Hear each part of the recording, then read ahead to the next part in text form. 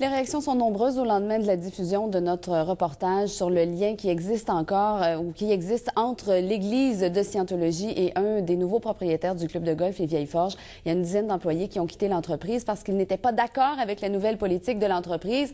En fait, une façon de faire justement qui est tirée des enseignements de l'Église de Scientologie. Patrick Bégin, il y a un autre employé qui a accepté de nous parler aujourd'hui. Oui, vous savez, c'était pratiquement l'omerta. Ça faisait quand même là plusieurs jours qu'on tentait de parler avec des employés. Hier, 2 ont décidé de nous parler.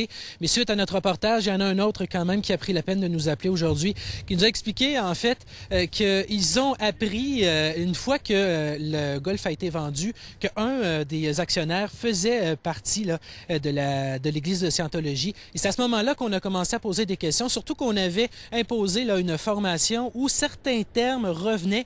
Et lorsqu'on a fait des recherches au niveau des employés, on s'est vite rendu compte là, que ces termes-là étaient reliés à la Scientologie. Je vous laisse donc entendre cet employé qui a préféré garder l'anonymat. Les autres appellent ça de même une philosophie. Ils ne veulent pas dire que c'est Scientologie tout de suite. Ils ont peur de le dire. Je ne sais pas, ils ne sont pas transparents, je trouve. Il faudrait qu'ils soient plus transparents que ça. Je n'ai pas aimé ça de la façon que ça s'est présenté.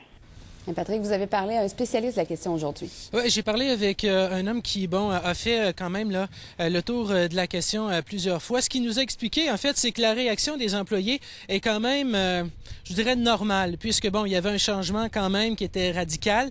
Et surtout, lorsque on met en contexte certaines façons de faire que les gens ne connaissent pas et que surtout, c'est tiré d'un ensemble de l'Église de Scientologie, eh bien là, c'est là que ça peut commencer à faire peur aux gens. Je vais donc entendre ce spécialiste.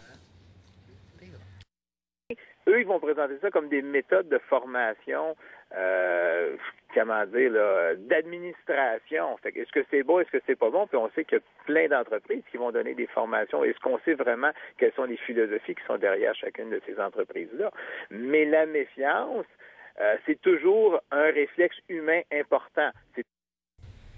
Vous savez, Patricia, Dave Descormier, un des actionnaires, a tout tenté. En fait, hier, il voulait nous s'expliquer. Il m'a appelé régulièrement pour le faire.